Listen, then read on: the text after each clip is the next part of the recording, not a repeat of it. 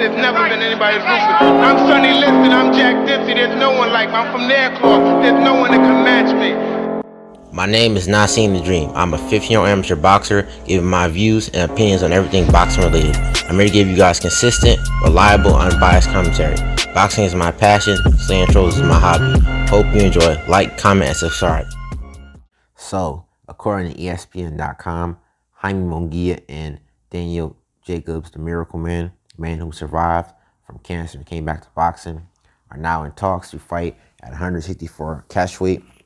What do I think of this?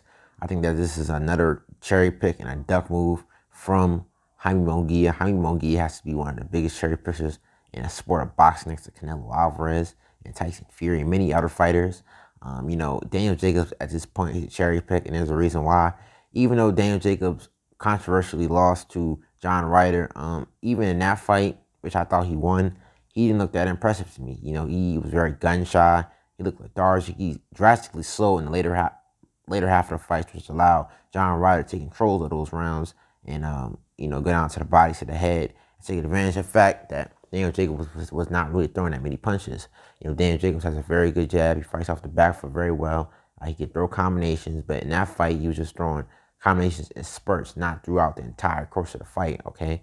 This is not the Daniel Jacobs that we've seen fight Canelo Alvarez and fight Gennady Golovkin. Gave them competitive fights where he was, going for it. He was throwing a lot of punches. He was coming forward and, actually willing to take a risk in order to win the fight, especially the fight with Gennady Golovkin. Many people thought he won that fight because he was out punching Gennady Golovkin. I thought it was a very, very close competitive fight. I thought it was a draw. But, seemingly in his latest fights, he's just been very gun shy, especially the Gabriel Rosado fight. In the Gabriel Rosado fight, he just didn't want to throw no punches. And I thought Gabriel Rosado won that. And to be honest, Daniel Jacobs should not be losing to no Gabriel Rosado. Gabriel Rosado is not a bum, but he's like a B to C level fighter, man. He's just there as a gatekeeper to give the young fighters a challenge to see if they can knock him out, or as a test, like how when he knocked out Beck the Bully, that was a test for Beck the Bully, and Beck the Bully failed that test. And Jaime Munguia has fought in Gabriel Rosado also. And Gabriel Rosado also managed to hurt Jaime Munguia, surprisingly. I don't think that Daniel Jacobs has much of a chance at this point because unlike Gabriel Rosado, Daniel Jacobs does not go for it anymore. He doesn't have the same athleticism that he used to have. He gets tired in the later half of the rounds. Like I said, I think that if they manage to fight, Jaime Munguia will absolutely dominate Daniel Jacobs. I can see this fight going 8 rounds to 4 for Jaime Munguia and 4 rounds for Daniel Jacobs.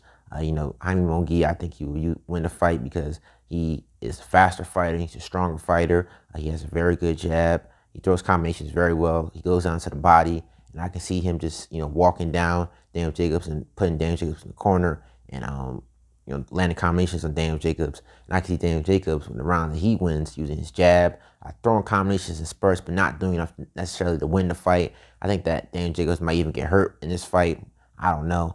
We only see Daniel Jacobs knocked down a couple of times. He's definitely a very tough fighter, but I just don't think he has what it takes to beat Jaime Munguia at this point because he's a shell of himself, to be honest. Jaime Munguia is just a cherry picker, man. This dude continues to fight bum after bum after bum. You want to fight Daniel Jacobs, like I said, it was a shell of himself. It's coming off a loss, and now you don't want to fight nobody of any notable recognition. Okay, the only wins that Jaime Munguia has really is Saddam Ali, Gabe Rosado, and Dennis Hogan. And many people thought he lost to Dennis Hogan because Dennis Hogan was outboxing him for the majority of that fight. Besides that, this dude has fought in so many bums. Jaime Munguia has been a professional fighter since 2013. Did you know that? 2013. That's all this dude has done is fight bum after bum after bum. All right, he never wanted to fight Demetrius Andrade, even though he's a WBO's #1 challenger. Didn't want to fight Jamal Charlo. Like, what are you doing in boxing if you're not going to fight the best? All right, Jaime Munguia, his fans need to take accountability for his actions because he's not fighting nobody. He continues to fight cherry pick after cherry pick. Nobody knew who Demetrius Ballard was, and Demetrius Ballard got knocked out in the 3rd round. You can look impressive against bums, but how will you look impressive against fighters who can actually give you a challenge like Demetrius Andrade or Jamal Charlo? Those are dangerous fights for Jaime Munguia. We don't know if Jaime Munguia can win those fights because Jaime Munguia, he has no defense at all. He's very flat-footed, and there's a chance he could lose to the slick-footed Demetrius Andre, who has power. He's very good at his countering ability. Or he can lose to Jamal Charlo, who has similar style to him, but Jamal Charlo is a much better boxer than Jaime Mungia. Jaime Mungia is a basic fighter, okay? That being said, though, I don't expect that much of a challenge from Daniel Jacobs. I expect him, to have some moments throughout the fight, but like I said, I just see that Jaime Mungia ultimately dominates this fight. I don't want to see this fight, though. I hope it doesn't happen. I hope that Jaime Mungia finally has the cojones to fight Demetrius Andrade if he beats Zach Parker or Jamal Charlo. But to wrap this up, this is Nassim the Dream. Rocking says, next stays asleep. I'll holler at y'all with another one. Peace.